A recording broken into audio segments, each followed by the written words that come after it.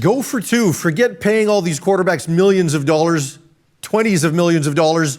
But how about you just go with the journeyman backup? Because 5 backup quarterbacks in this game or in this weekend wound up winning games for their respective teams. Some of them are pretty big. So the question to you is, Moj, which backup quarterback turned in the best performance? I'll give you 5 choices. Mike White, Cooper Rush, Geno Smith of the Seahawks, Trevor Siemian of the Saints, and P.J. Walker of Carolina. Which one was most impressive to you?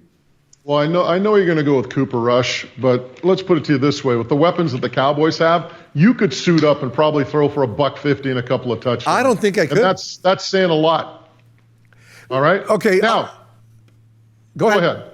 I'll give you that, but I'll tell you this. It's Cooper Rush for one reason. He's playing for the Dallas Cowboys. Anybody can be the quarterback of the New York Jets. Nobody cares, even though it's in New York. Your team's not going anywhere. There's no stakes. They're last place again. There's no expectations. You were playing a Sunday night primetime game for the Dallas Cowboys. This team has won 5 in a row. You don't want to be the reason they wind up losing. He comes back and leads his team on a final minute drive to win the game, throws a couple of key passes to Amari Cooper before throwing the eventual game-winning touchdown when they could have just settled for a field goal at that point. Look, this guy, ice in his veins. This was a big-time performance for the 27-year-old journeyman. Okay, Lamb, Cooper, Prescott. You got all these guys in your ear saying, hey, get me the ball. Get me the ball. I'm in charge of this huddle, not you. They don't say that to Dak.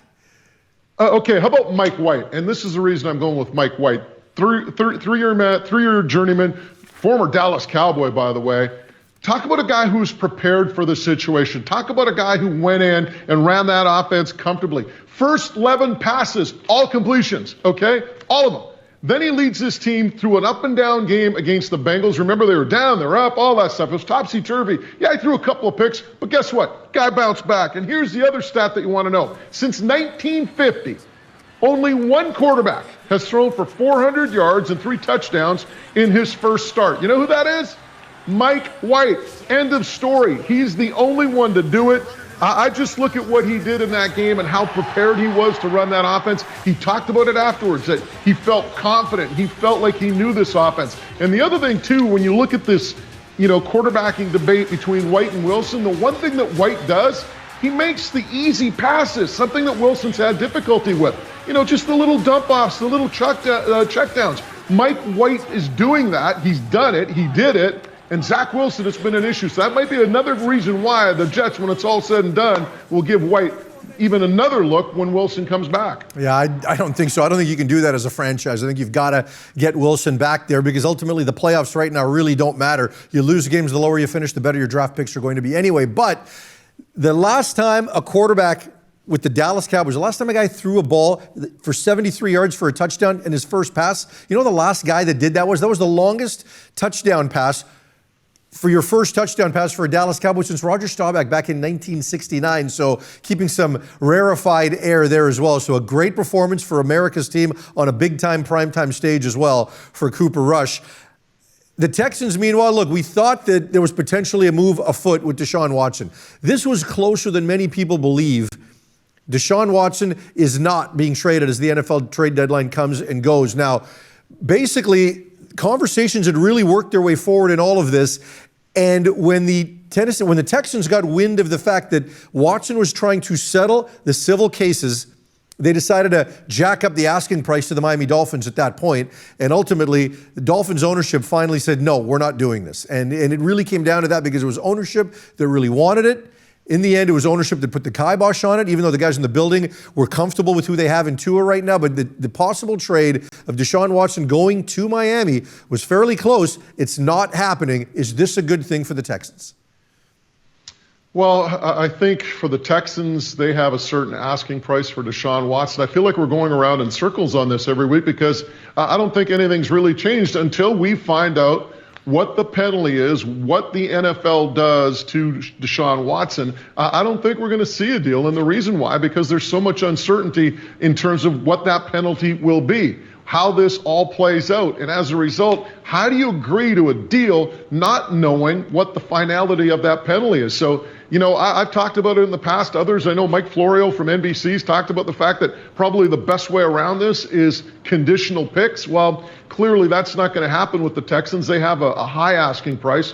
And as we saw, they got close with the Dolphins, but in the end, when it was all said and done, they couldn't work out a deal. But maybe when it's all said and done, it is the Dolphins that are the landing spot for Deshaun Watson. Why? Because everything we're hearing out of there is that the ownership group in Miami wants Watson to be a Dolphin. Yeah, and I think at the end of all of this, I think the Texans also want to part ways with him, but they're smart to wait because the asking price doesn't have to go down. As you get more clarity in the situation, the asking price could potentially go up, and you could get more suitors involved. Really, you've got right up until next year's draft. Right? The value is still going to be high until that point because ultimately any picks you could get in the trade aren't going to be spent until that draft anyway. You've got lots of time. I think the Texans are also better off waiting. Meanwhile, we talked about it earlier.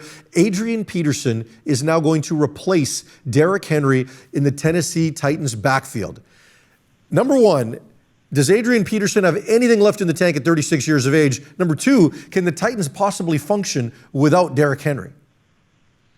Well, first off, I think Peterson does have some tread left on the tires, as you mentioned earlier. 1,500 yards, I believe 12 touchdowns over 2 seasons with Detroit. So there's something left. He's going to have fresh legs. You're not asking him to carry the ball 300 times this season. You just want to get the most out of him here in the next couple of months.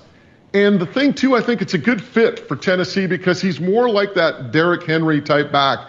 They don't need a back that, can catch passes out of the backfield or be a factor in the passing game. They need a guy who can run tackle to tackle, much like Derrick Henry did. And I think that's what Peterson brings to him. He's a good fit. The only running back on the roster right now that possibly could be an alternative is Jeremy McNichols. But again, he's more of a receiving back. He's more of that guy to get the ball out of the backfield, whereas you look at a guy like Peterson, more tackle to tackle. So I think it's a good fit. And plus the other thing, guys, he's cheap. He's cheap, Farhan. He's not going to cost him a hell of a lot of money. Yeah, you know what? I'll say that. Okay, it might be a value pick at this point. There's really no losing to bringing him in right now, but they cannot function without Derrick Henry. Okay, Derrick Henry has almost 200 more yards on the ground this year than any other running back in the National Football League. They're 18-3 when he rushes for over 100 yards. But more importantly, Ryan Tannehill is so good in the play action game. And that means everybody's got their entire focus on Derrick Henry. He makes Julio Jones look good. He makes Brown look good. He makes Tannehill look good. And when he's not in the lineup, there is no intimidation factor at all for teams that are going to be facing the Titans. It changes your mindset going into that game. Defenses can play free. They can play confident. I don't see a scenario. Now, he's only missed 2 games previously. The Titans lost both, the last one in 2019. It's hard to draw conclusions from that, but I just don't know. This team is they're the rarity. They're completely built around the running back, and I don't believe they can function without Derrick Henry. As much as you look at the numbers and think those guys are good players. Well, make no mistake about it. I mean, Adrian Peterson is not Derrick Henry. There's not another running back in the league that probably is Derrick Henry. So the point that you're making, all of them are valid. I mean, they're very valid points. The only point that I'm making is Peterson will be able to contribute something. I still think he has something left to help this Tennessee Titan team. But make no mistake about it, he cannot. No one can replace Derrick Henry and what he does for the Titans. This is a big, big hit for their team, and you touched on it for various reasons, including their passing game. Because that offensive line, when they're facing drop-back situations, they're rather porous. But if you can get them into play action, that helps their passing game so much, and it helps their protection scheme so much. Meanwhile, should the Chargers be worried? They've lost 2 straight games. There was a bye in there, so they've had lots of time to prepare. You can't complain about the schedule or anything of that nature. 27-24 this past weekend to the Patriots. Justin Herbert, a couple of interceptions in this game as well. Should the Chargers be worried with Philadelphia on the horizon? Well, I did a little digging in terms of Justin Herbert's numbers. The last 2 weeks, 2 touchdowns, 2 interceptions, averaging 209 yards. The previous 4 weeks, 9 touchdowns to 3 interceptions, averaging 295 yards. Now, you look at their upcoming schedule, Pittsburgh ranked 8th in pass defense. Minnesota ranked 9th in pass defense. Denver 13th. I think Philadelphia's in the middle of the pack. So it's not like they're going to be going up against a bunch of defenses that are extremely poor against the pass. I think they have their work cut out for them in terms of establishing the passing game. And, maybe what we saw at the start of the year with the Chargers and Justin Herbert, maybe it was a bit of an outlier. Remember, people were talking about him as a MVP candidate after 4 weeks of play. Well, clearly that's not the case right now. 4 for 12 on third downs in this past weekend's game. They've got to get better in that critical area, and they've also got to get good at stopping the run in a hurry, because Damian Harris had a very good game against them. The Patriots running attack had 143 yards in this game, and you look at what Philadelphia did this past week, well over 200 yards. Jalen Hurts himself, 7 carries for 71 yards in this game, 4 rushing TDs for the running backs for the Eagles, so they got to tighten up there in a hurry. And before we go to break, how about a $47,000 fine for CeeDee Lamb for uniform violations, for his socks and his jersey? $47,000, Moj. Think of what you could do with your wardrobe for that. You're a walking jersey violation. Oh, hold on a second. That purple outfit you wore, where was it, the BCS championship game last year? Oh, come on. That was great. My eyes are still burning from that. You should have been fined like $30,000, or at least give me like $15,000 to help my optometrist bills. No, okay, here's the thing with CeeDee Lamb. I mean, make no mistake about it. This is a repeat offender, right? I mean, this is a guy who's been warned, he's been fined, and I think the doubles, it doubles the second time, it triples the third time in terms of the amount of the fine. So this is an individual who's been warned. He doesn't care, clearly, and he continues to say, I'm not going to worry about it. Well, if that's the case, then be prepared to buck up. There you go. And again, it probably won't be the last time.